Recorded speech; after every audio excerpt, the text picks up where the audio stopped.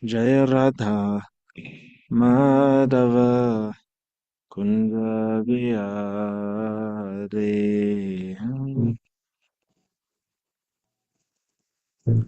Jabi Jaya Radha Madhava Jabi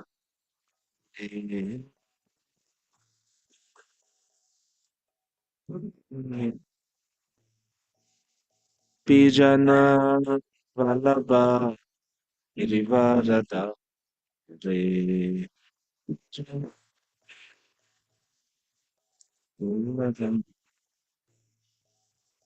Pijana Vallabha Girivarada Re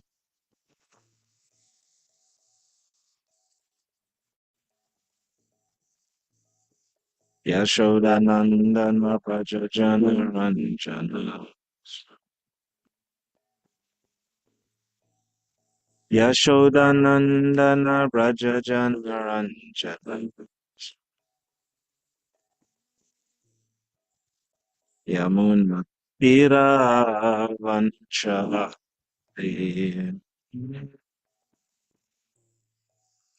Yamuna Tiravancha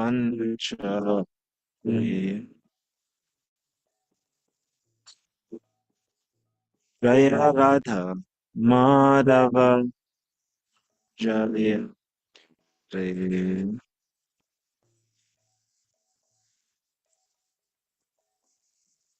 Jaya Radha Madhava Jaya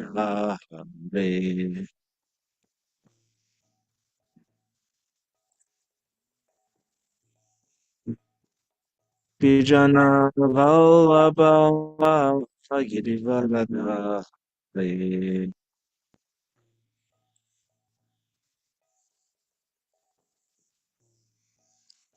Pijana Vallabha Girivardhara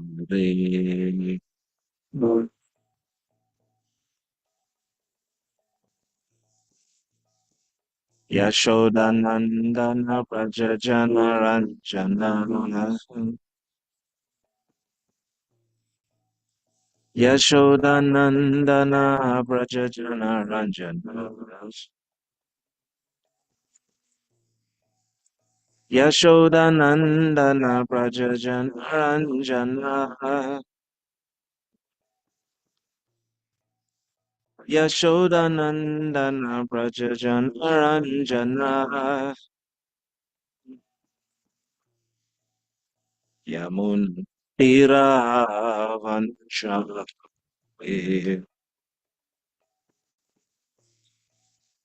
Yamuna Tiravancha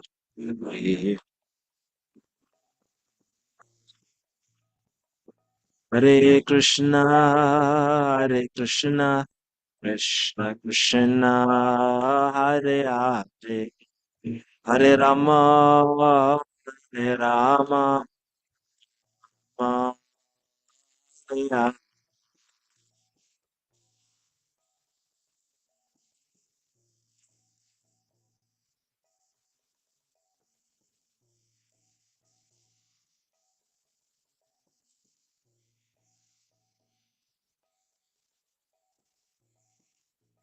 Hare Krishna, Hare Krishna, Krishna Krishna, Hare Hare, Hare Rama, Hare Rama, Rama, Hare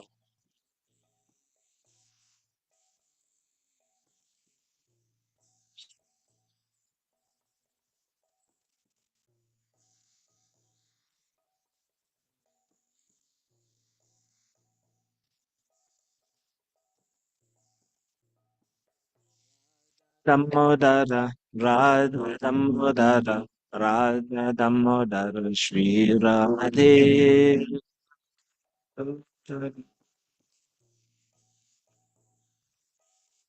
Prabhupada, Prabhupada, Prabhupada, Jaya Prabhupada,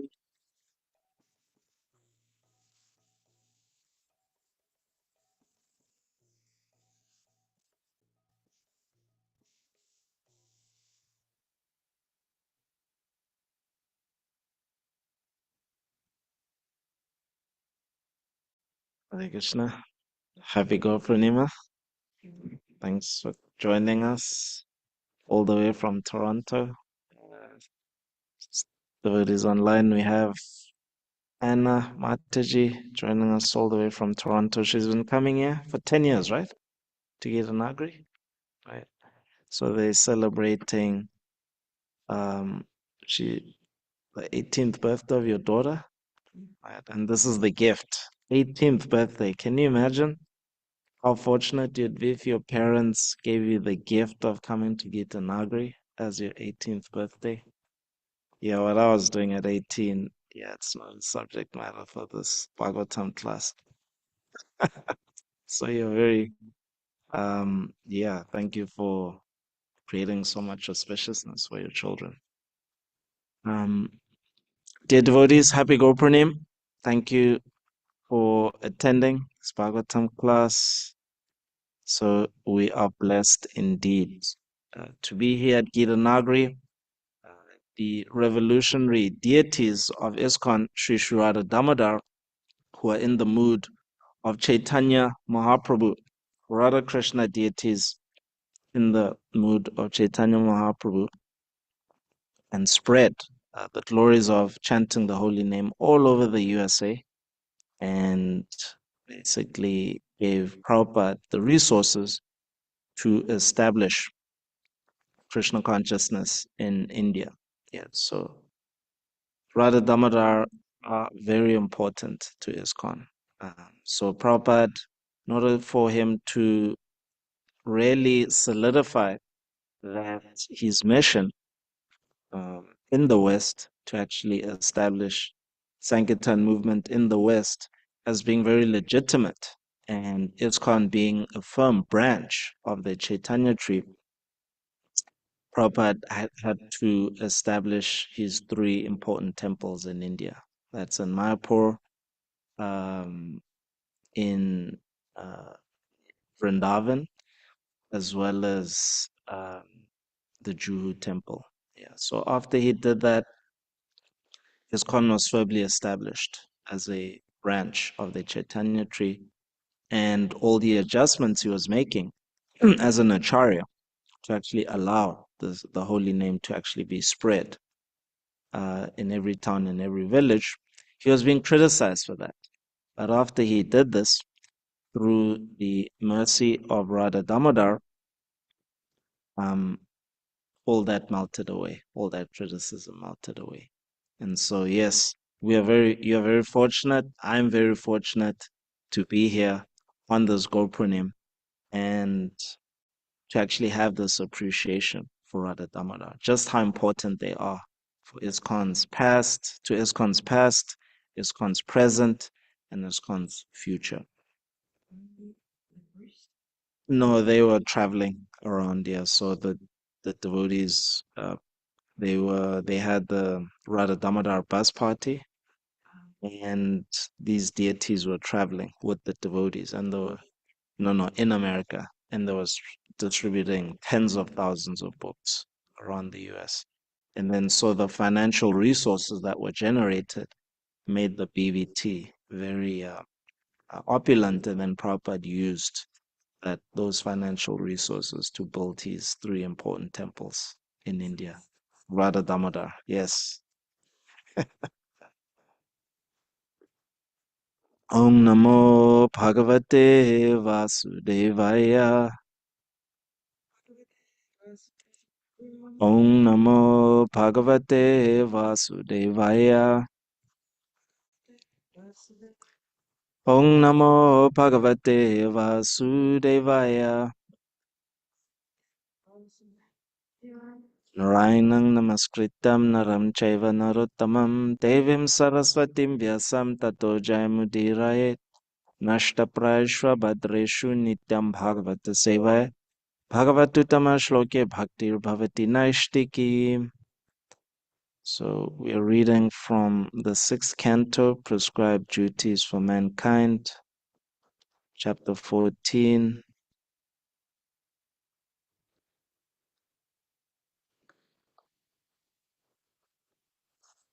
Just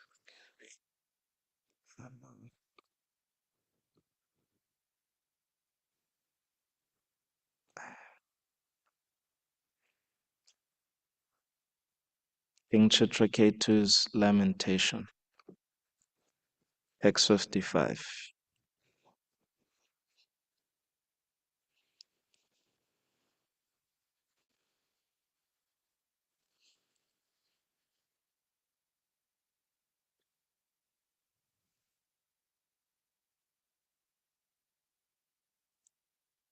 Nahi kramasched iha mrityu janmano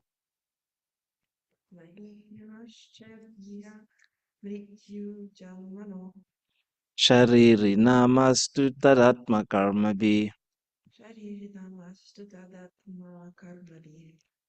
yasneha pasho nija sarga vridhaye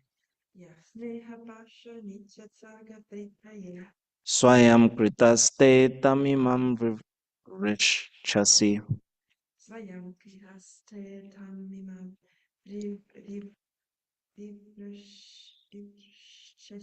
Yeah, vivrish chasi. Yeah. Nahi kramasched iham mrityu janmano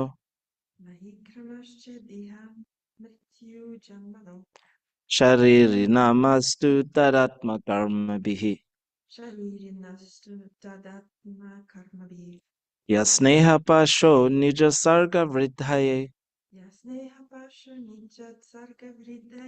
swayam kritaste tamimam vrishchasi.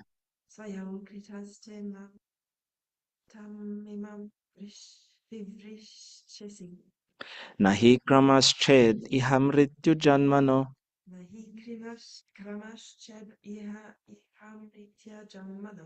shariri namastu taratma karmabhi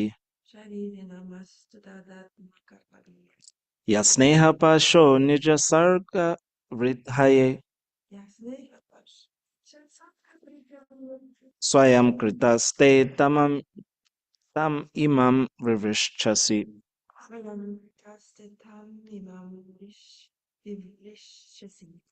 Would anyone like to read online?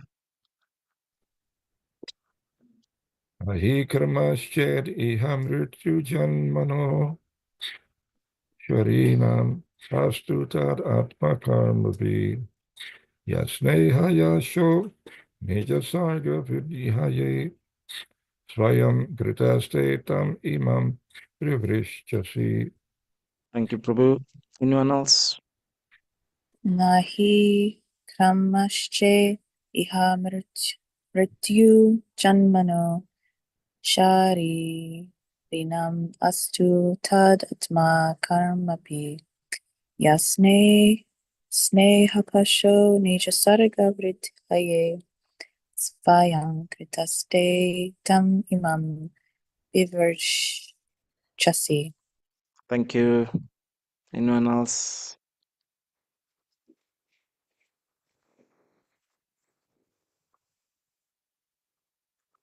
Na, not.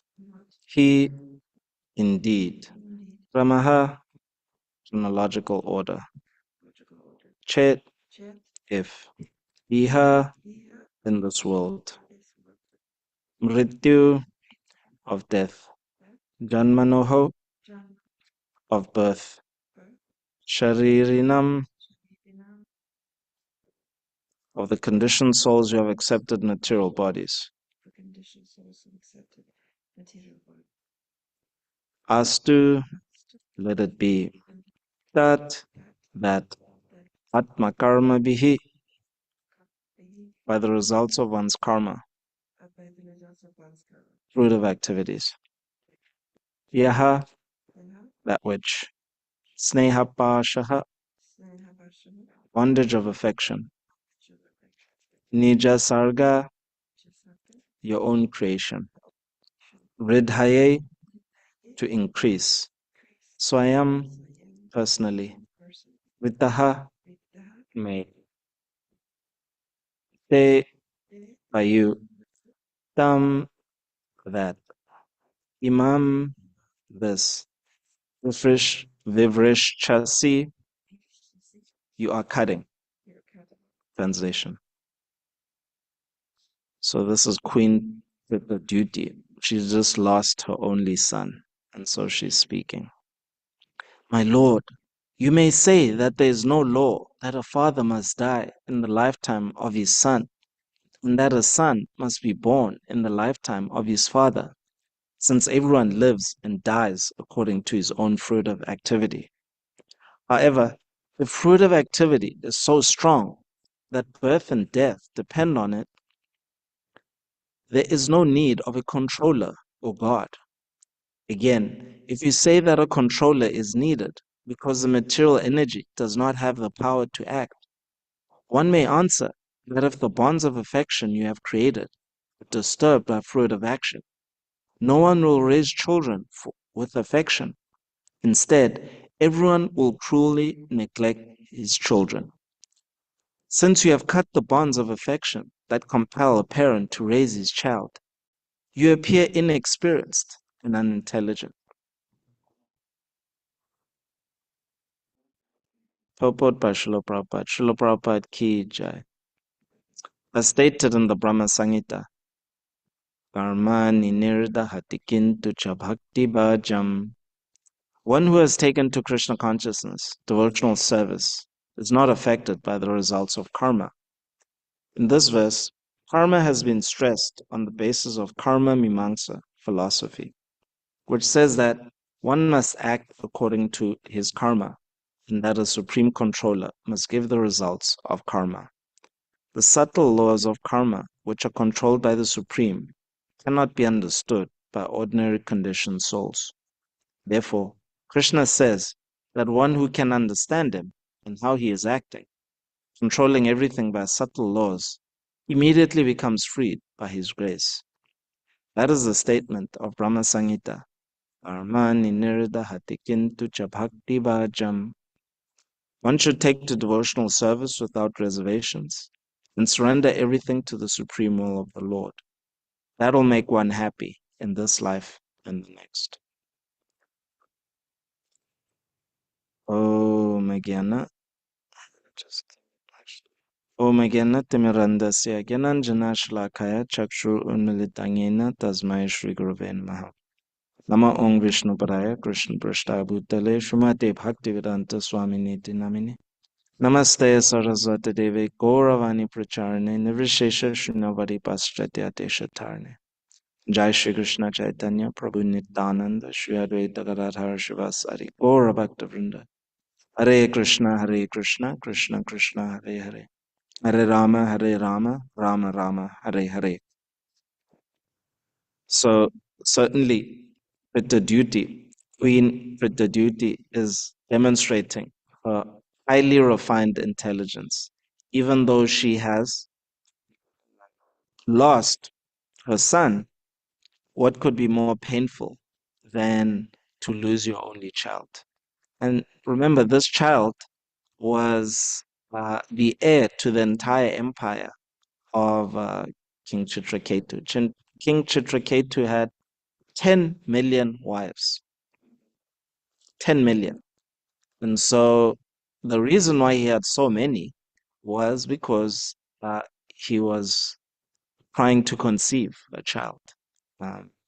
And so this was the only son that he could actually conceive after he received a special benediction from Agastya Angira Muni, who performed a yagya so that he can conceive. So this son wasn't like an ordinary son. To conceive the son was so difficult, and yet now he's dead. And so in this intense lamentation, Queen Vidyadhuti, her intelligence is working like this. Just see how refined the people of this age were. Typically, if you have been to a funeral of a child, you won't hear a mother speaking high philosophy like this. So let's try to see what she's actually saying. So she's saying, my Lord, if you may say that there's no law that a father must die in the lifetime of his son, and that a son must be born in the lifetime of his father, since everyone lives and dies according to his own fruit of activity. So what she's saying is that since we take birth according to our own karma, and the father has his karma, and the son has their own separate karma. So a living entity becoming a son who, or a daughter or a child of a certain parent, that's according to karma. So that's what she's saying. She's saying that then, then because it's according to karma, and there's no law that says when one will die. Um, so in other words, because I took birth according to my own karma, I'll die according to my own karma. So what she's saying is that um, then yes, if that's what you're saying, then um, then there's no cause of affection between the living entities because, well, I'm gonna die according to my own karma. So if a child dies before their parent, well, what's the problem? That's really what sh- uh, she's logically putting, is that if you say that there's no law that a child should die before the parent, then, and because we are all taking birth according to our own karma, then there's no question of becoming affectionate. And that's what she's saying, is that uh, you have everyone will truly neglect their children if this was the case. So, and therefore, she's actually accusing the Supreme Lord, saying that because of this, you have cut the bonds of affection by making it that our child has died before the parent. So when you do this, you have cut the bonds of affection that compel a parent to raise his child. So in other words, if I have this mentality, a karma mimamsa mentality, that yeah, well, this child is appearing by their own karma, so I also appeared by my own karma, and so well, why should I even um, take care of my children? And so she's saying, obviously, in such a situation, it would be quite chaotic. You appeared to be inexperienced and unintelligent. And nowadays, we can see that through ignorance. So, so-called one of the so-called gifts of democracy is that is the well, it's a celebrated gift, which is um, the free market system. But what the free market capitalist system creates is that, well, a lot of people just have to continue working. That's what it's called the 996 program. Most young people who've gone to school have probably had to follow this 996 program in their careers. You arrive at work at 9, you leave 9 p.m., and you have to work like that for 6 days a week. And so, because of such intense karma just to maintain your career and advance it, and even then, even when you're raised, especially here in the US, I was very shocked when I came here 6.5 years ago, dealing with the students that they have to start making their own money at 16. Their parents tell them, yeah, during the summer, okay, if you want something, you have to, start working. And so, and then by 18, yeah, you have to basically you have to be on your own, you have to be off. And so the kids are thinking, well, how am I going to make money? How am I going to get a student loan and like go to school? So the bonds of affection between parent and children here in the US, I've observed it's pretty weak. Um, and a lot of parents, uh, yeah, as part of their retirement, is that they put in place how they're going to take care of themselves in their old age.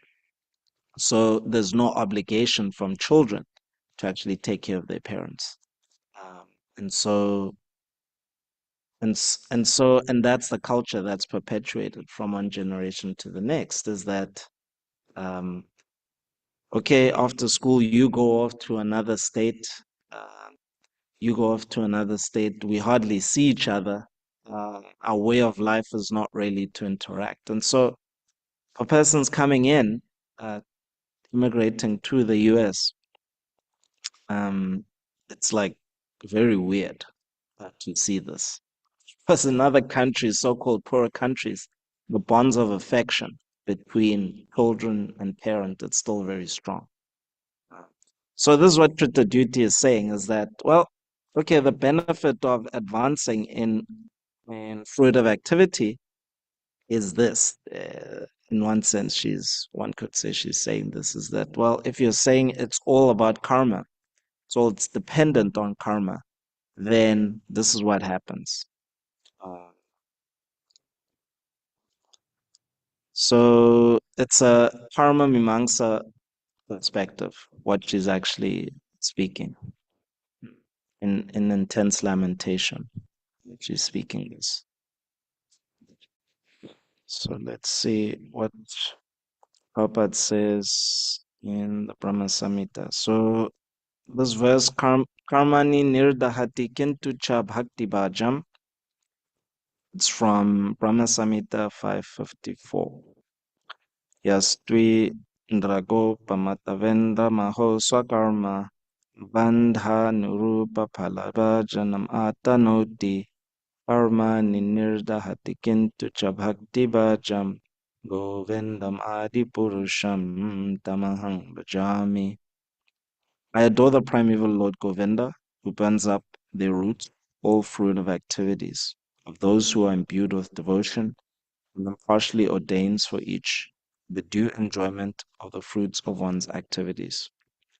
Of all those who walk on the path of work, in accordance with the chain of their previously performed works, no less in the case of the tiny insect that bears the name of Indragopa than in that of Indra, king of the Devas. So what Brahma is saying is that he adores Lord Govinda, who uproots all the fruitive activities of the living entities.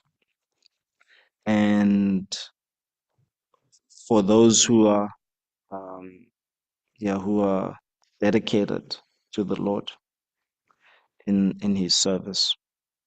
And then he's describing how the Lord actually ordains for each the due enjoyment of one's fruitive actions.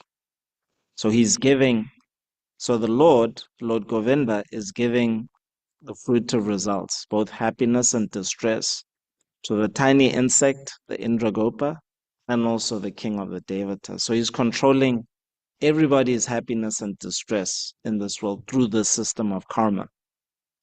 So if he can do this, certainly he can uproot even the fruitive actions or fruitive results of all living entities. If he can give happiness and distress to so many varieties of living entities, both to the top demigod, Indra, the king of heaven, as well as to the tiny insect, and how many living entities there are in this universe, what to speak of the next, it's unlimited. So if he can do this, create a system to give this each one according to their allotment, then certainly for each living entity, especially for the devotees, he can uproot the very thing that's causing them to be bonded to this material world. So it's a very nice prayer that Brahma, a very nice glorification. So just you contrast that with what Queen Kritaduti is saying. So Queen Kritaduti, she's lamenting. And so therefore she's making this accusation to the Supreme Lord that because you have caused our son to die prematurely, you have just like cut the bonds of affection, and they compel us as a parents to raise our children with they would compel a parent to raise their children who to neglect them. Yeah. But this is not the correct way, and therefore you appear inexperienced and unintelligent. But Brahma is saying, no, no, no. Karma ni nirdahati kintu cha bhakti bhaja. So this is the actual fact, is that the Lord, this karma mimamsa is incorrect. The Lord is actually giving each one the allotment of happiness and distress. So you, Queen Duty and King Trichiketu, just as Angira told you, the sun is going to be the cause of great lamentation as well as happiness. This intense lamentation you're experiencing it's your allotment. You're supposed to experience this. And that same Lord can also uproot that lamentation. That's what Brahma is saying here. Purport. God impartially induces the fallen souls to act in the way that is consequent on their deeds of their previous births and to enjoy the fruition of their labors. But out of his great mercy to his devotees, he purges out by the fire of ordeal the root of all karma with regards to nescience and evil desires.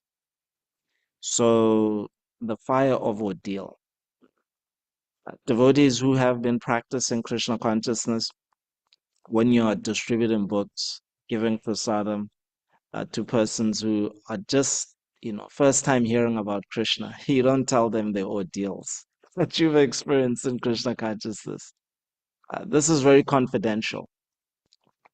The fire of ordeal that a practitioner experiences, this is actually Krishna uprooting the results of your fruit of activity. He's actually uprooting it. That's what's happening. But you will notice that during this early. Sorry? You will notice that while. Yes, at the end, usually you notice, but while you're going through it, it becomes very difficult. It can get very intense, But the Lord is personally, he's burning your karma. That's what he's doing. So the practice of Krishna consciousness, we always say, we should always remain in the fire of Krishna consciousness. So by continuing with your duties in Krishna consciousness, continuing with your chanting of Hare Krishna, Krishna Krishna, Hare Hare, Hare Rama, Rama Rama, Hare Hare. Even though you're going through the ordeal of bad health, ordeal of sometimes you could even become poor, become financially destitute, the ordeal of losing a home, the ordeal of chronic disease, cancer,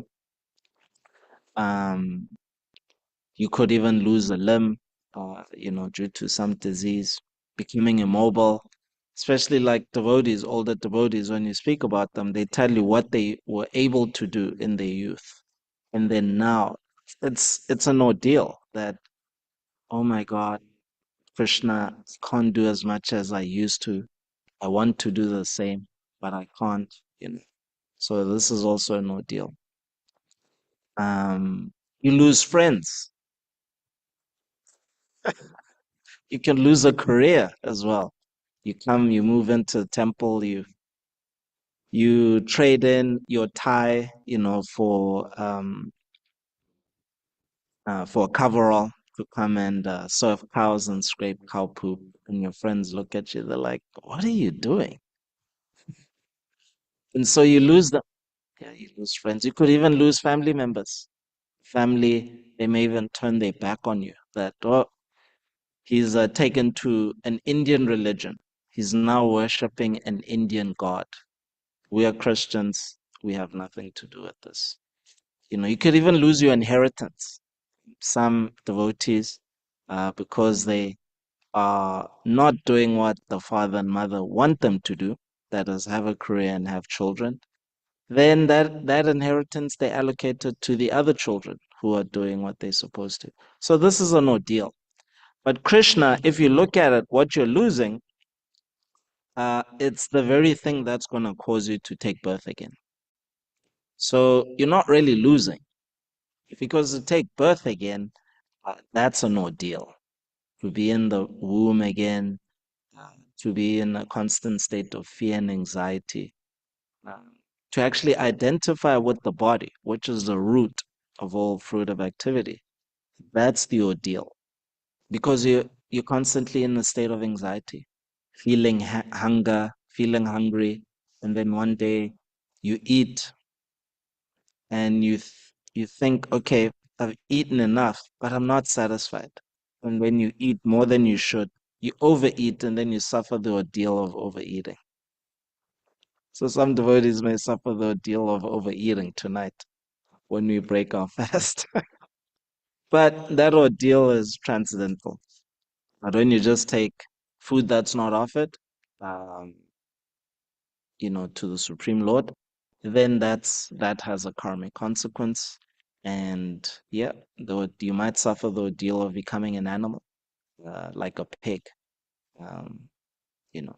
So actually, it's not an ordeal. It feels like one, but actually getting the highest benefit. So let's continue. Karma, though, without beginning, is still perishable. The karma of those who work with the hope of enjoying the fruits of their labors becomes everlasting and endless and is never destroyed. So, this is a very important point. The hope of enjoying the fruits of their labors becomes everlasting and is endless and is never destroyed. So, even though karma is finite, there's 5 primary subject matters in the Bhagavad Gita. And of those 5, karma is the only one that's not eternal. But time, the living entity, the super soul, um, and material nature, those are eternal.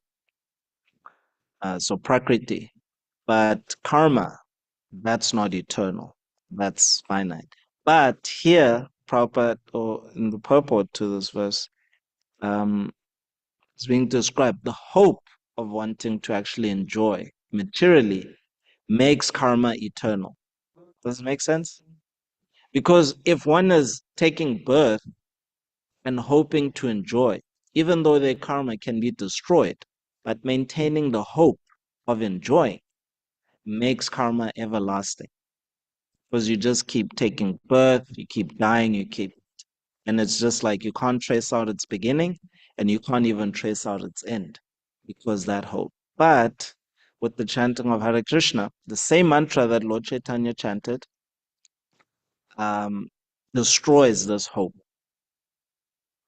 It destroys it. So all devotees, they've experienced. You come to devotional service, you wanted your life to turn out a certain way. It's not, and you're still happy. You're actually still happy. So even though you might, just loosely speaking, oh, it would have been nice to have been successful in this aspect of my life, either career, would have been nice to have a bigger house. It would have been nice if my children would have gone to this school. But you just say it in passing, actually. It doesn't affect your satisfaction.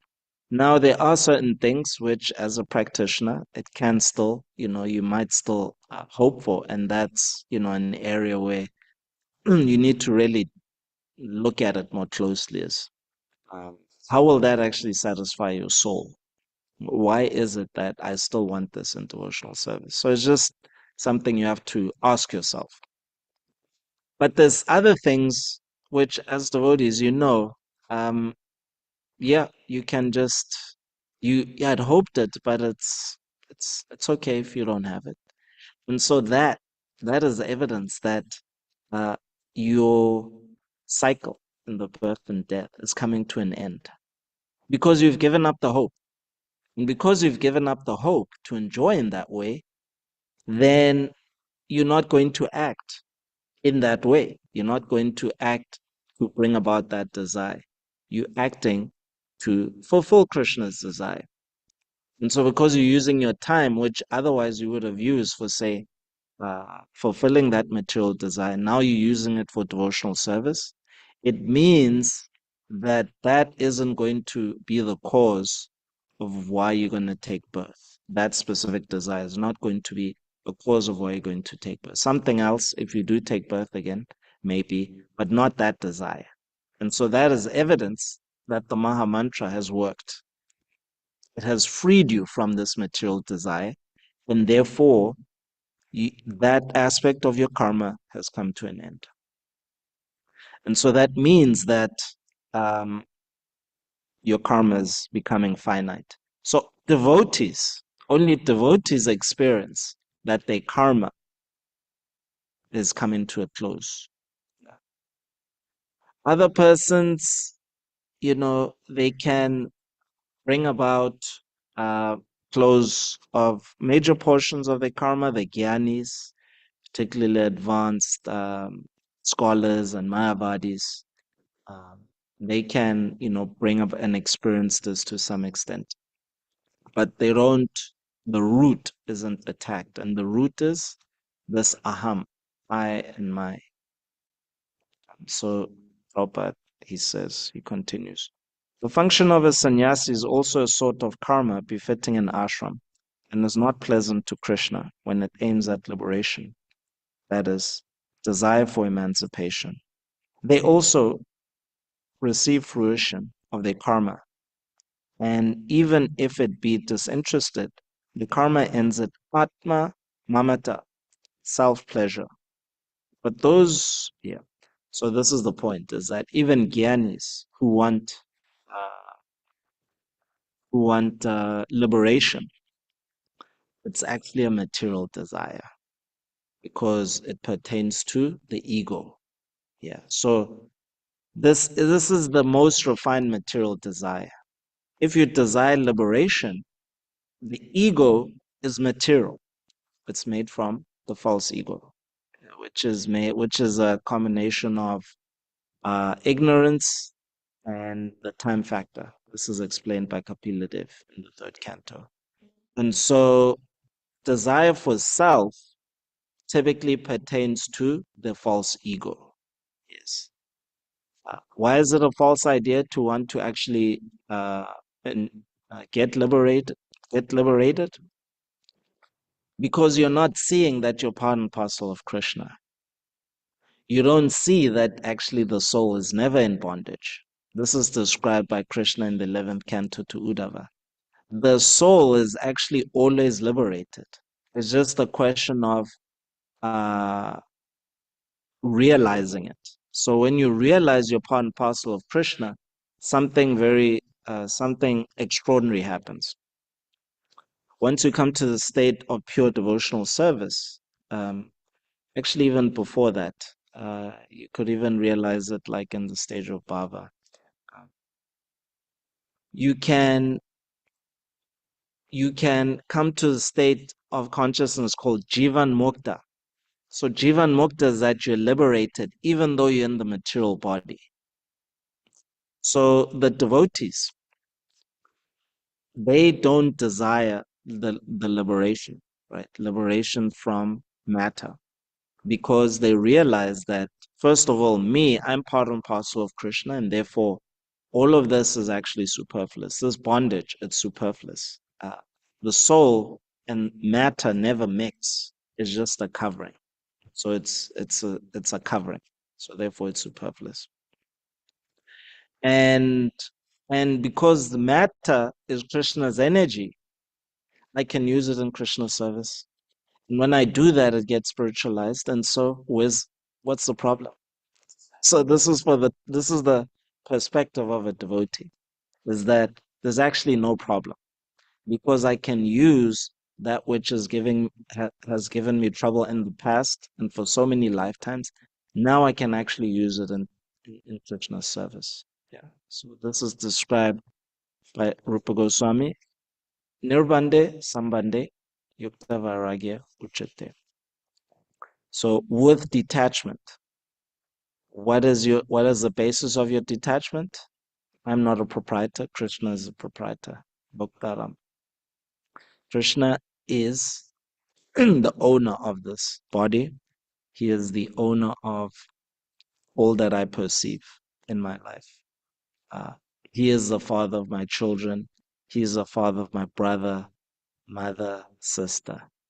He is the actual Father. And so, yes, I have a relationship with these living entities, but ultimately, if I serve their Father, then I am actually acting according to their self-interest. If I serve my Father, their Father, everybody's Father, and please Him, then they will be pleased. Because the Father, when He's pleased, He's so powerful that He's able to distribute that benefit to everybody. So this is the perspective of a devotee. So Prabhupada continues here.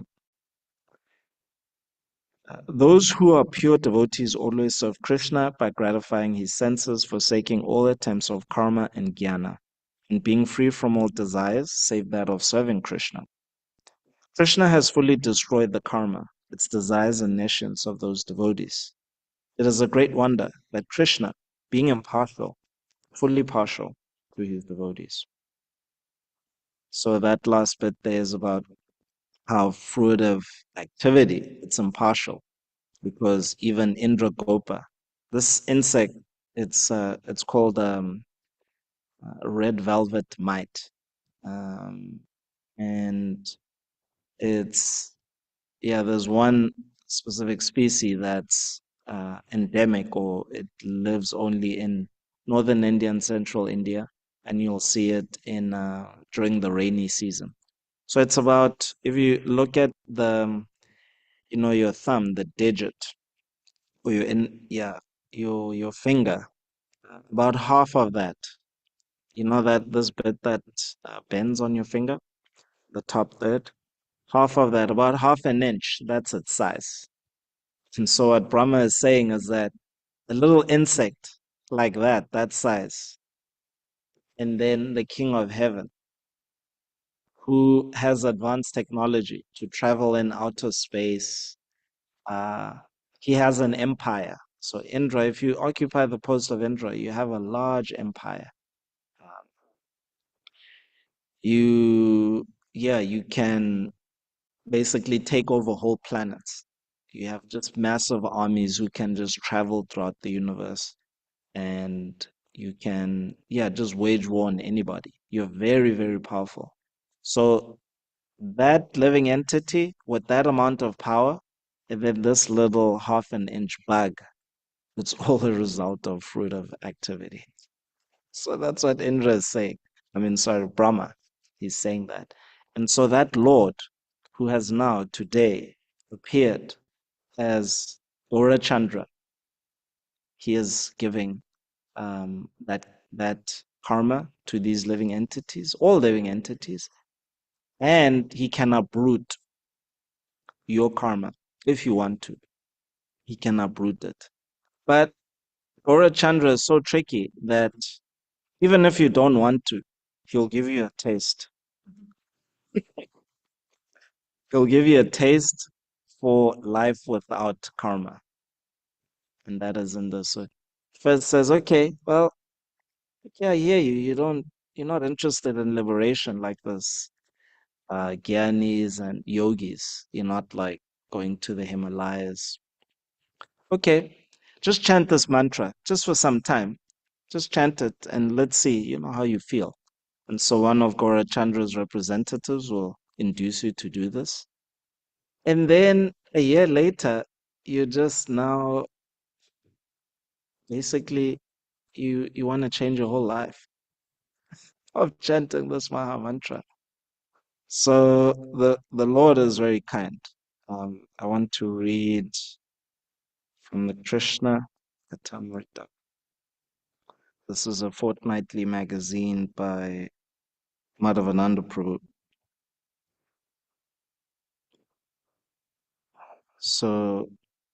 So today I think we're gonna have a delayed darshan, so I'm gonna take liberty to speak. So this is Prabhupada speaking. The Lord is addressed in this verse as Tri Yuga, or one who appears in 3 millenniums, namely the Satya, Dwapara, and Treta Yugas.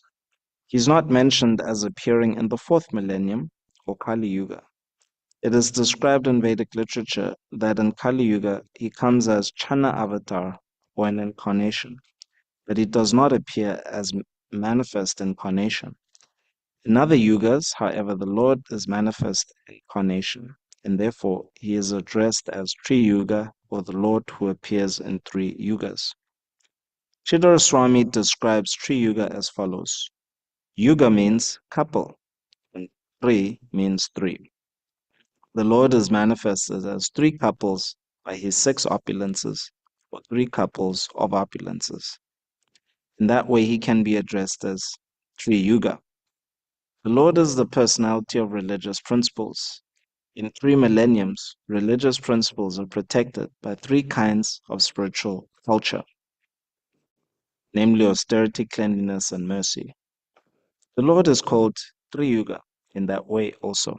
So this is a very significant point. So here, what Prabhupada is saying is that you can address, when the Lord is addressed as Tri Yuga, he can also be addressed as the protector of cleanliness, mercy, and sorry, where is it? Austerity, cleanliness, and mercy. So yuga means a couple, right? So that's what Prabhupada is saying, quoting Sridhar Swami. So the Lord is a protector of these. And so we see in the pastimes of Lord Chaitanya, he personally demonstrated how he actually protects these religious principles, and how he personally delivers the devotees, right? So in the pastime of Jaga and Madhai, where the Lord, basically everybody who was seeing the Lord after they, Madhai, he egregiously offended Lord Nityananda by causing him to bleed. And Lord Chaitanya was absolutely furious. And, they fell at Lord Chaitanya's feet, wanting Lord Chaitanya's mercy. But Lord Chaitanya said, no, you first have to get the mercy of Lord Nityananda. So Lord Nityananda stopped Lord Chaitanya from cutting off their heads, right? And he told them that first you have to get their mercy.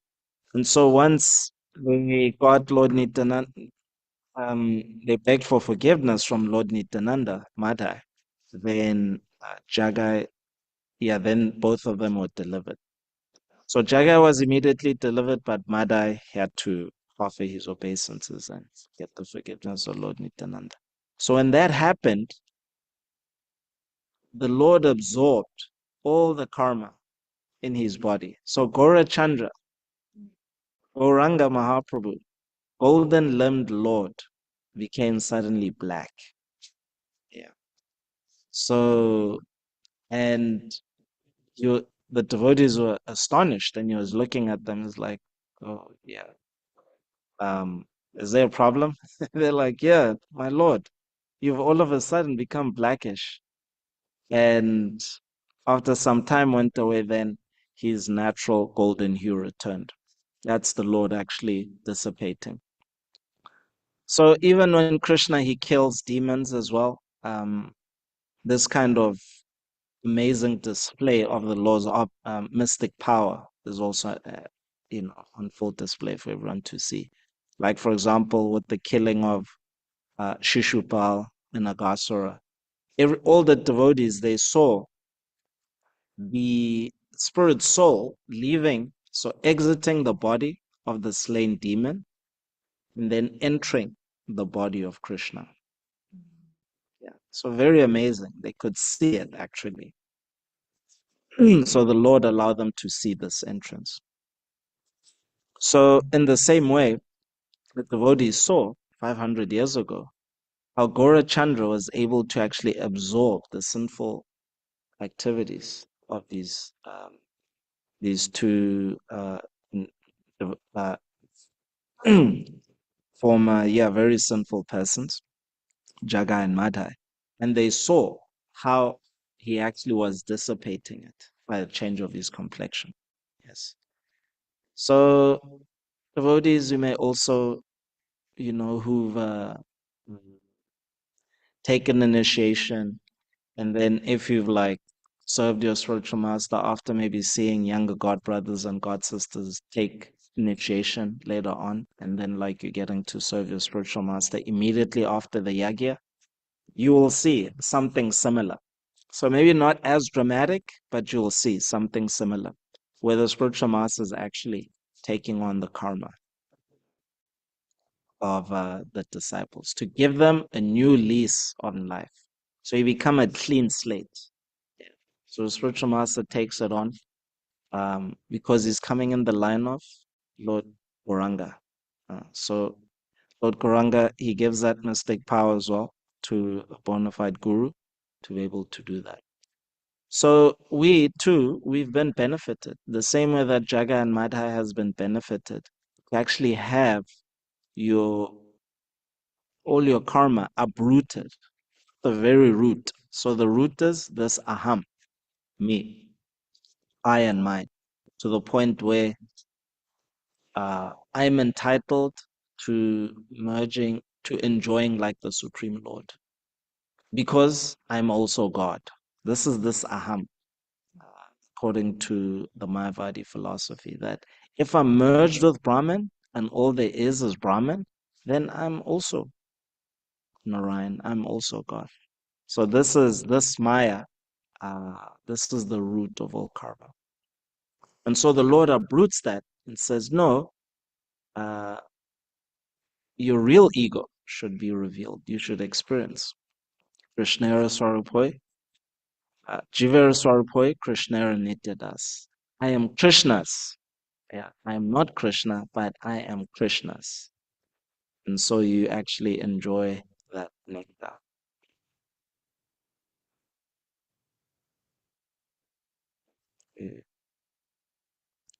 A quotation from Srila Bhaktisiddhanta. First chant the name of Gauranga. By his mercy, there will be anartha nivritti, elimination of impediments in the heart. Then there is a possibility of artha pravritti, accumulation of positive spiritual assets. Okay, so you can see anartha nivritti, removal, elimination of impediments in the heart. And then there's artha pravritti, accumulation of positive spiritual assets. So we'll go in detail what those are. If one does not obey Chaitanya Mahaprabhu, both his worship of Radharani and his claims to be a manjari, false. The sadhaka still infested with anarthas should worship Gora. When free from anarthas, he may worship Krishna. While yet unfit due to anarthas, anyone who deceptively attempts to approach Krishna will be slain by Krishna's Vishnu aspect, as were Aga, Baka, and Putana. So yes, if this revealing one's mind and confidence to devotees is very important, because here, if you are struggling as a devotee, you should tell someone. Because here Srila Bhaktisiddhanta says, if you're going to struggle alone and not tell anyone and still trying to approach Krishna, well, your head will be cut off. Your head will be cut off. That's what he's saying. Krishna attempts to approach Krishna will be slain by Krishna's Vishnu aspect, as were Aga, Baka, and Putana. So yeah, basically, ordinarily what happens is it's not as dramatic, but typically what happens is the devotee dies and has to take birth again. Yeah, so the Vishnu, huh? What should we do to not to be slain? We should reveal our mind and confidence to devotees so that we can overcome the anarthas in our hearts. Yeah. So we should always take shelter of a devotee that we trust. Usually it's the spiritual master. He's the most advanced devotee. That's why we've taken shelter of him. But if there's some difficulty, in communication regularly with him, then you reveal your mind to a devotee. So here, one aspect of Vishnu aspect is the Kala Shakti. So if you stay on the Anartha Nivritti platform and you don't eliminate these impediments, then yes, you'll be slain. You'll just die. You then have to take birth again. Obviously, you can continue as a devotee from where you left off, but you won't get this artha pravritti, accumulation of spiritual assets, to the point where you don't have to die. Yeah. So the Lord is merciful. He won't like kill you like he would a demon, but still, the Kala Shakti is doing its thing, and so you don't want to die like that. You want to, so if you can identify an anartha, the point is that don't die with it. Like you have an opportunity to purify it right now in this lifetime. So work earnestly to purify it. Yeah. So this what is this artha pravritti? So Lord Chaitanya Mahaprabhu, um, in distributing love of God, he was giving the taste of very sweet mangoes. So you'll see on the altar, there's just mangoes galore. So this is a Gopranim, mango galore Gopranim. Yes. Um, and so what is the taste of these mangoes? So this is the Artha Parvati that uh, Srila Bhaktisiddhanta is speaking about. I'm reading from the Madhurya Kadambini, fulfillment of the heart's desire. The two unfolding leaves of sadhana on the desire creeper of bhakti were described before. Now, as hearing, chanting, and other devotional processes become very smooth and buttery, suddenly many shiny petals appear at every moment, clinging to the flower of bhava, known as, known as anubhavas, symptoms of ecstasy. Shining brilliantly, the fully blossoming flower of bhava matures and brings forth the fruit of prema. So this is this mango that Lord Chaitanya was distributing. But what is most astonishing about the creeper of bhakti is that though its leaves, buds, flowers, and fruits mature into the succeeding forms, still their original forms remain. So, there's 8 stages of maturing in bhakti. So beginning from Shraddha, um, Shraddha, Bhajana Kriya, sorry. So hearing, chanting, and then the fourth one is Bhajan, Sadhu Sangha Shraddha, Bhajana Kriya. Sorry, forget. I have the book in my hand. Just a moment.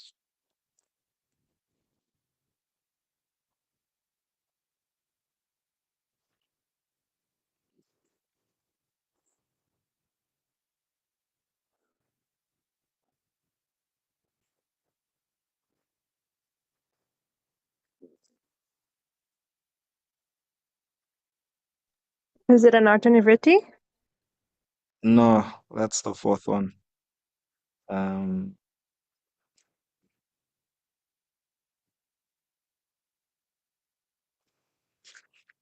okay. Yeah, so although it's beginning from that, right? From faith, and then you enter into bhajana kriya, you begin to practice, and then you enter into an artha. So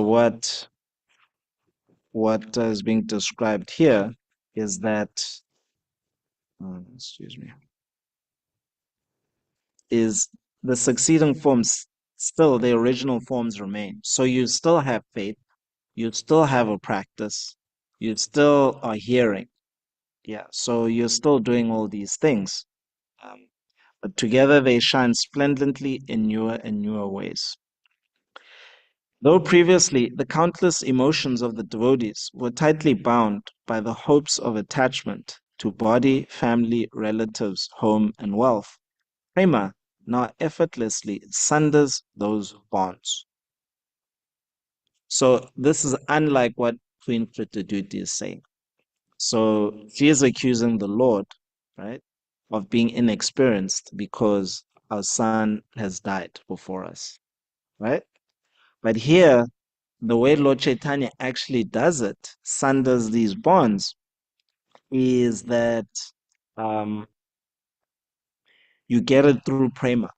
So you won't be accusing the Lord of being inexperienced and unintelligent, because you understand that, okay, even if I've lost a child, or I've lost um, parents, or I've lost um, a career, I've lost that which is very dear to me, you understand that that is actually just by my own karma.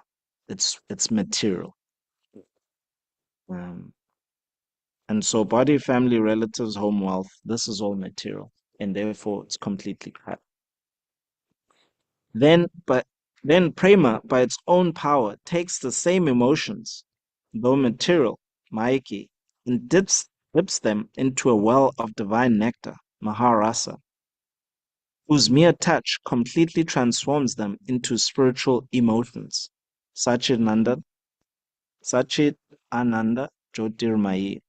Then it firmly binds these spiritualized emotions to the sweetness of the Lord's name, form, and qualities.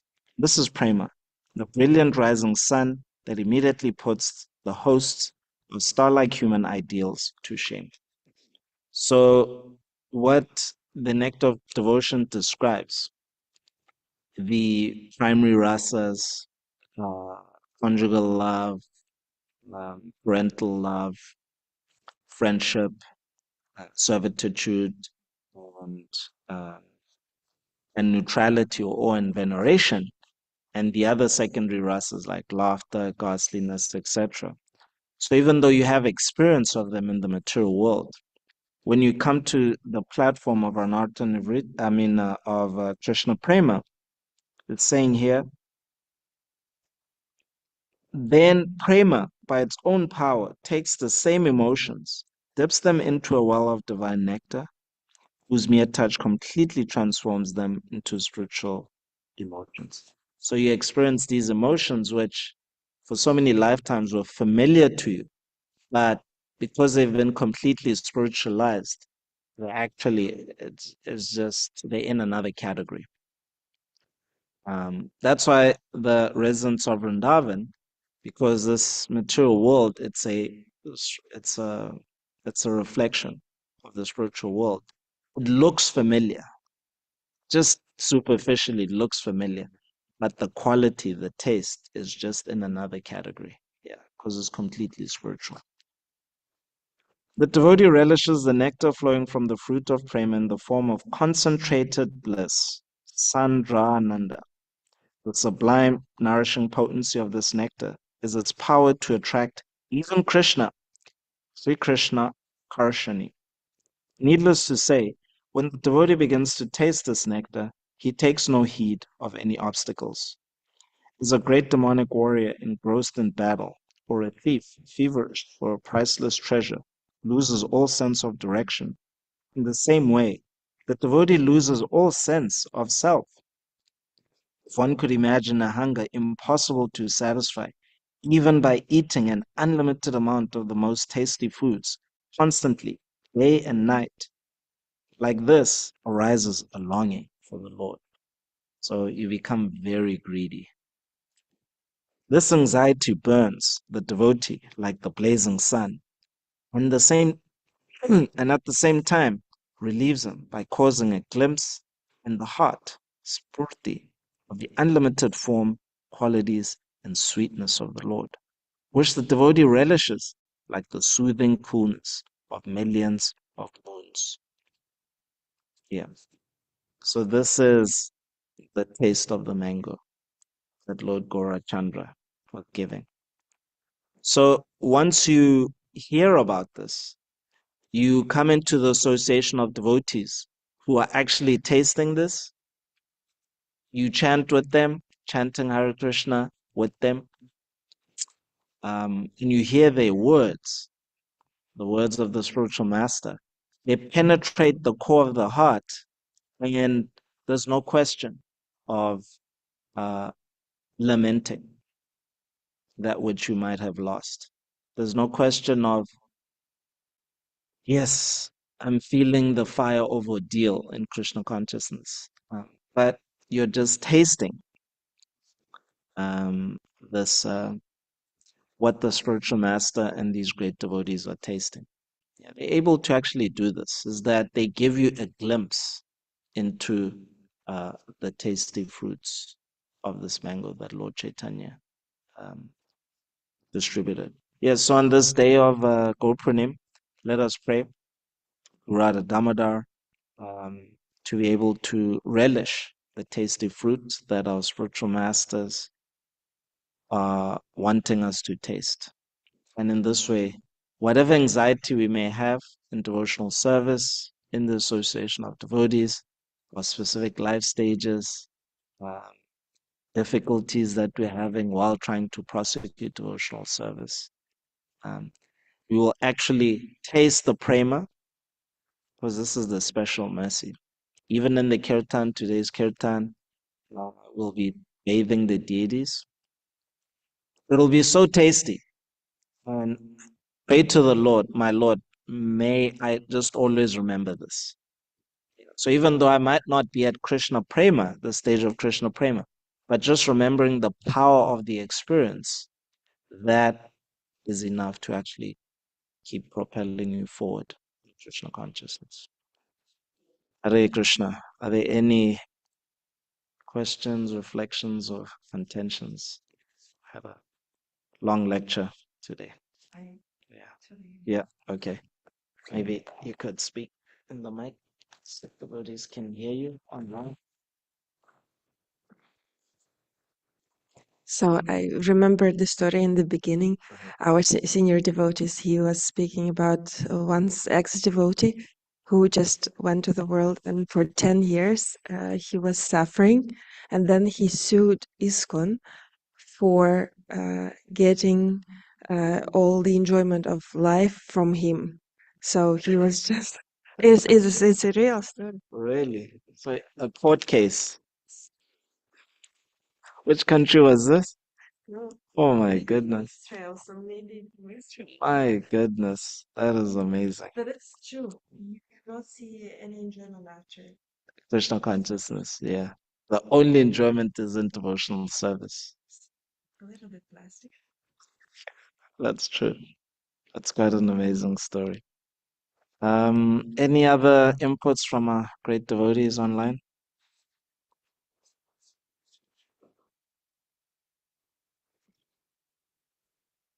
Corrections?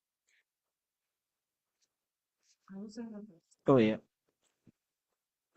You can leave your stuff there.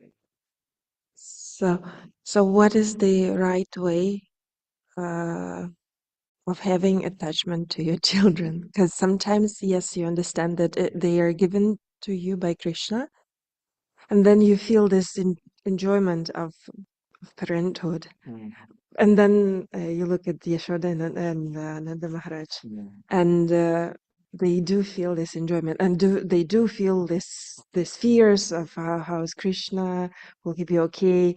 But then you know that you will be parted, Mm, and you don't know what to feel. mm. Okay, I'm gonna give it to our great devotees online. Let's see, who do we have online? Thakur Prabhu, do you want to answer? Could you perhaps answer Anna's question about what, or maybe even Jagannath Pandit Prabhu?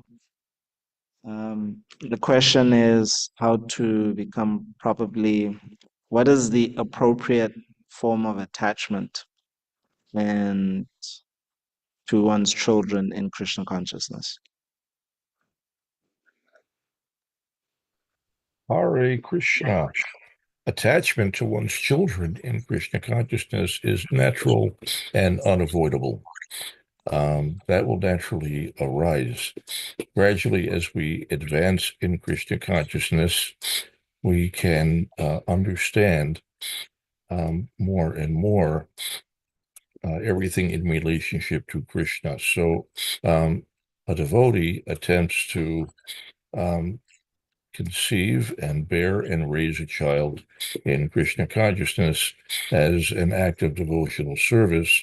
And at every stage, the devotee endeavors to act responsibly in order to successfully produce a Krishna conscious child as a service to Krishna. It's an immense responsibility and a tremendous undertaking. It requires a huge investment on every level, but the attachment that arises. Srila Prabhupada has said that attachment is natural, um, unavoidable, but a devotee gradually cultivates detachment naturally as he advances, or he or she advances in Krishna consciousness. The the type of intense uh, bondage that results from mundane attachments becomes slackened by the process of Krishna consciousness.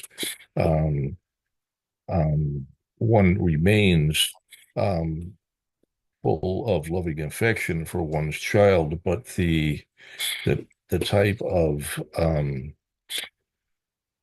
attachment that results in material pain gradually becomes um, absent, um, eventually, by the practice of Krishna consciousness, developing a taste for devotional service, especially hearing and chanting. Um, the taste of devotional service eclipses all the mundane tastes. So the attachment that arises in family life is an attachment to a particular taste, which may initially be mundane. Um, it begins with contemplation, and so gradually one acquires attachment. But Krishna consciousness um, severs that kind of mundane attachment. It doesn't mean that we become detached to the extent that we become irresponsible as parents, or lacking in loving affection. Um, those remain, but um, the emotion becomes one of loving devotional service. We are serving Krishna. We are serving Krishna's devotees. Um, Everything is seen in relationship to Krishna, and so it becomes wonderful. It becomes transcendental, and it becomes ecstatic. Um, the ecstasy of devotional service, as I say, eclipses any mundane taste. In any case, at every stage, a devotee remains responsible to his or her service to Krishna. Um, eh, have I answered the question? Yes, she's satisfied, Prabhu. Thank you so much. Hare Krishna. Do you have any yeah, inputs? I'll tell you that I'm just relishing all of your discussion here, but I did have some thoughts about and this was a very minor point that you made, but for some reason it just captured me. You touched briefly on the um, the idea of free market capitalism, and it's we concern ourselves with all different aspects of Vedic culture. Um, at least in a project like Gita Nagari, we are trying to develop an ideal Krishna conscious village. So what is the ideal economic system and what was the Vedic system.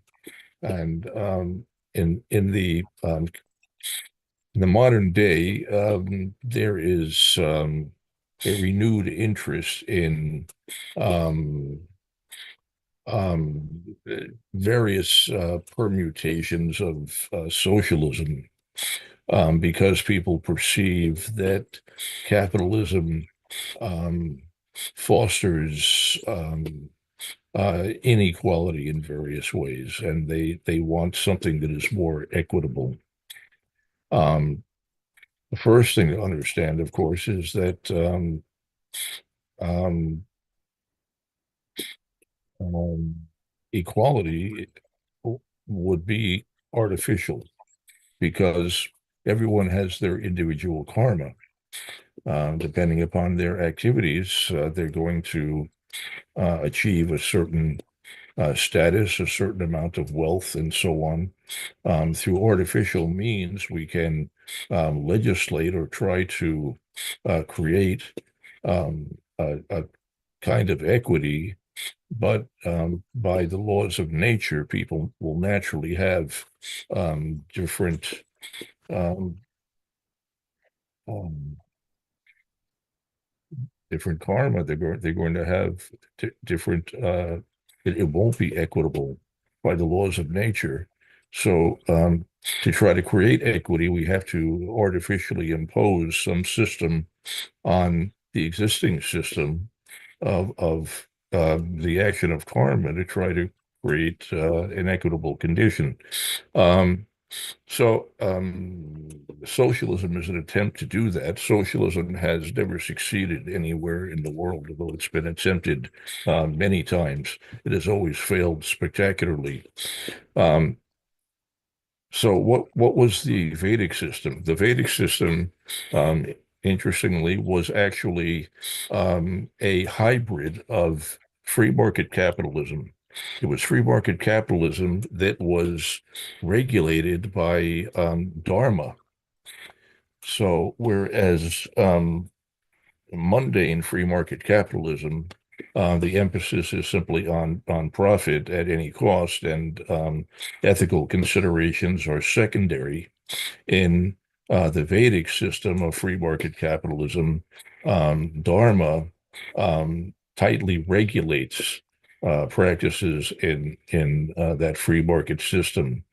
So most of the elements are the same, but for the Vedic system, um, there are religious codes that regulate activity. So, for example, in a free market system, one might be encouraged to just endlessly profit. Um, um, it may cultivate, greed, and people may hoard wealth in various forms.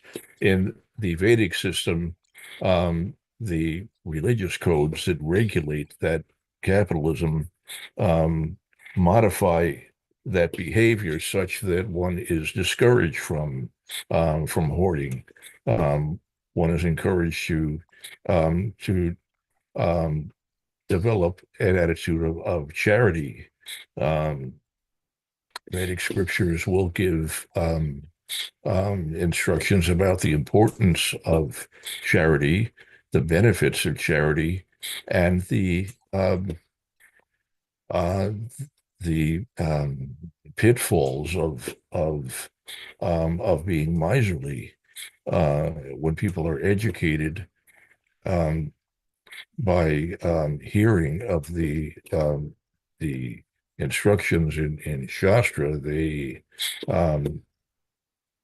are able to avoid the downsides of capitalism. So there was a time in Vedic culture which existed for a very long time, during which this sort of hybrid free market capitalism was practiced, but without all of the inebrities, all of the downside that was minimized. Now, in the absence of religiosity, free market capitalism becomes monstrous. Um, so what we are supposed to be endeavoring for is not that we reject free market capitalism, but we need to reintroduce the aspect of Dharma. And um, then free market capitalism becomes a very nice system. Anyway, it's just something I was thinking about. I took some time once upon a time to research that matter because it came up frequently in classes, and devotees would discuss these things, and some were suggesting, because they had a serious opposition to the idea of free market capitalism, and they could not accept that was the Vedic system, but it actually was. It actually was a free market system in every respect, except that there was the addition of Dharma to ensure that it did not get out of control. Hare Krishna, Prabhu. Thank you for a wonderful class. Lots of wonderful details and lots for me to think about. Hare Krishna. Hare Krishna, Prabhu. Thank you so much. Prabhu, I think you are an authority on this particular subject matter, even in terms of how much wealth you've given to the enterprise of Radha Damodar. Your any your explanation is underpinned by experience with frontline experience with the subject matter, and so definitely, Prabhu, somebody needs to become your quote unquote ghostwriter, or I guess Akashic writer, to actually compile um, your your explanation of how the Vedic system's economy is actually a free market uh, capitalistic system underpinned by Dharma. That would make for a very fascinating book. Thank you. Dinapalika, Devi, you had a question?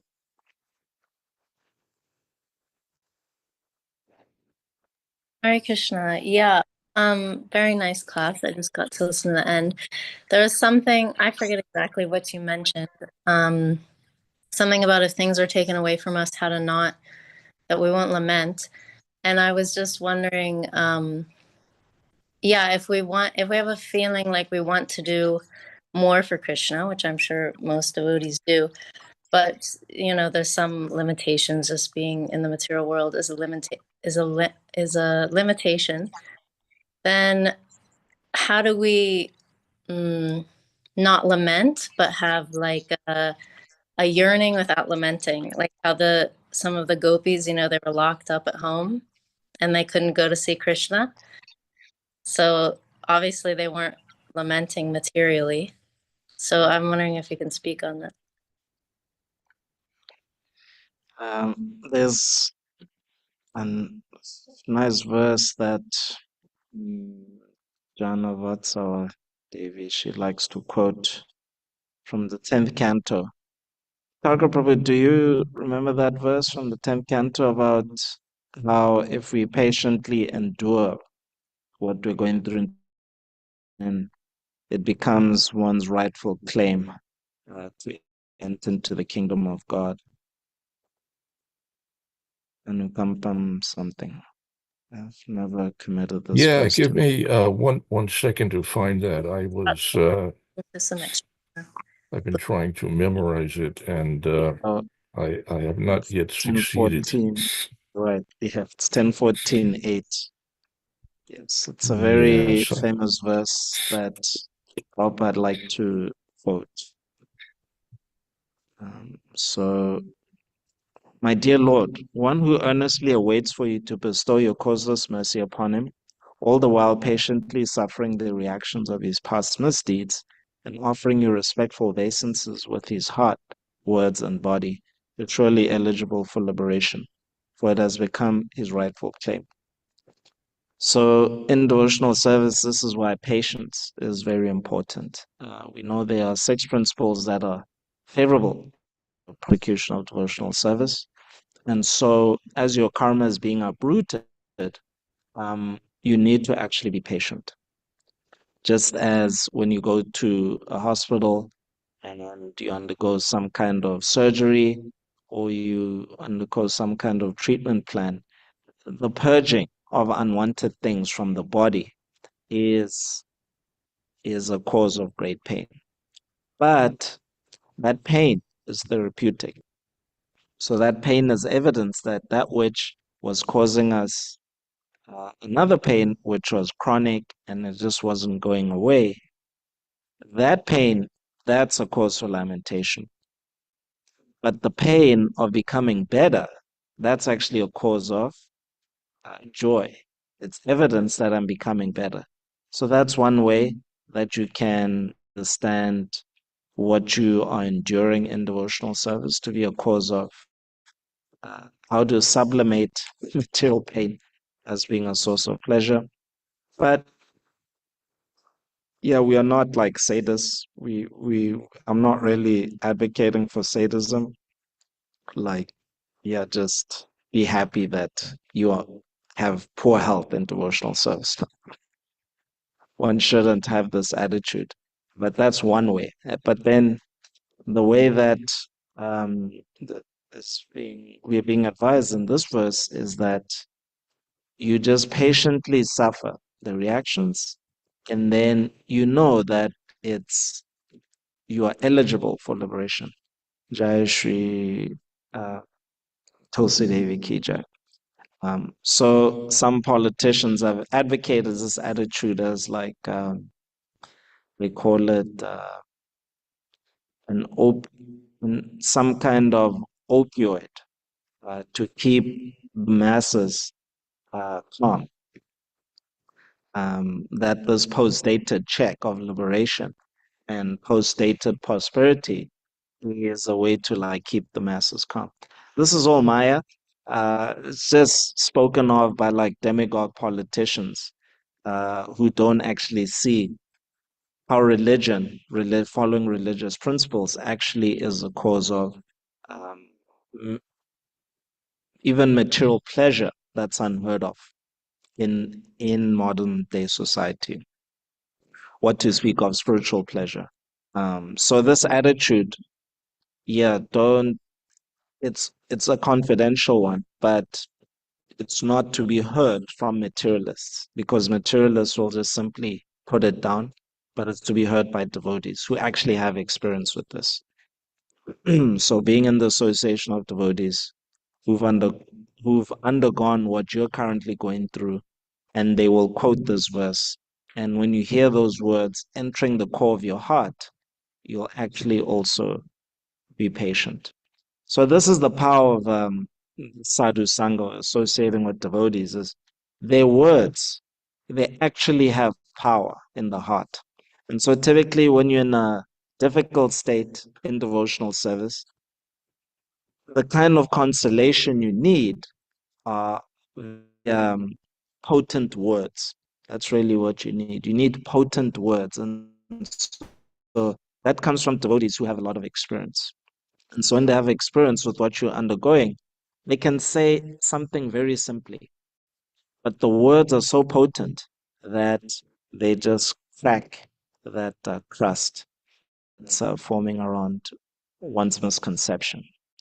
Um, and therefore, then you can see things as they are.